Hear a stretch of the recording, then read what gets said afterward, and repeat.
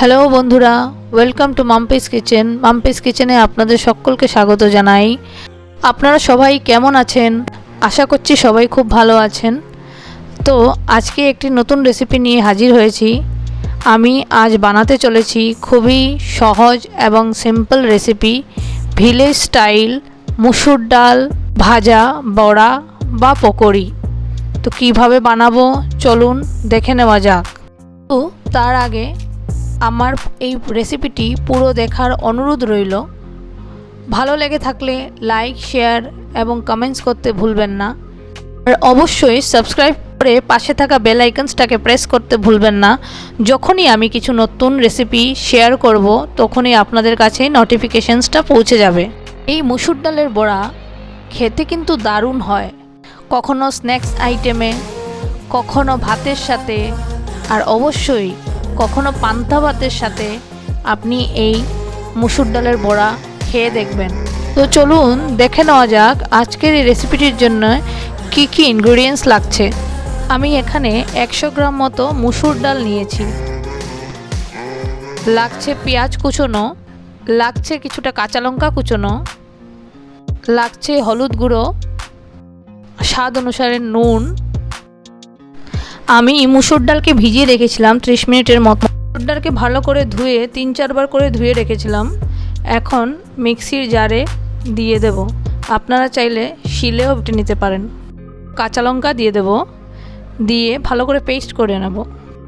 Paste করার সময় জল দেব না, কারণ জল দিলে সেই টেস্টটা আর আসবে না।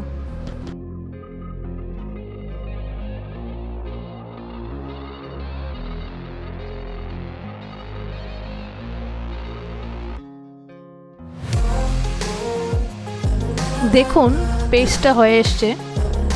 এবার সবগুলোকে বাটিতে নিয়ে নেব।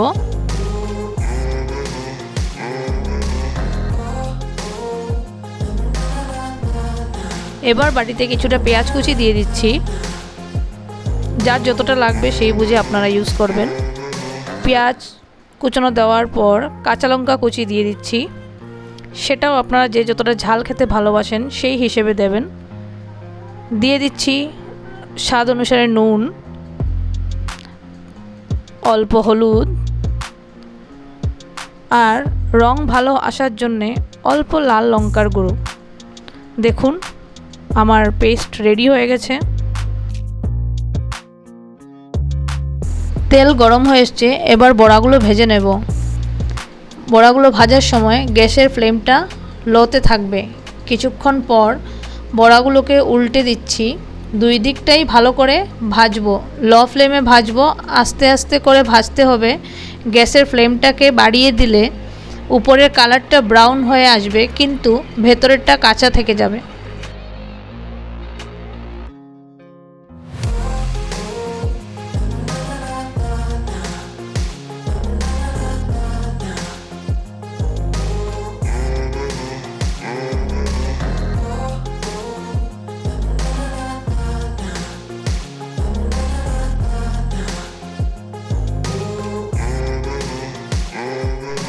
দেখুন বড়াগুলো খুব সুন্দর করে ভাজা হয়ে এসছে। এবার এগুলোকে উঠিয়ে নেব। তো আমাদের গরম গরম মুচমুচে মুসুর ডালের বড়া, আজ আমি মুসুর ডালের বড়া পান্তা ভাতের সাথে পরিবেশন করতে চলেছি।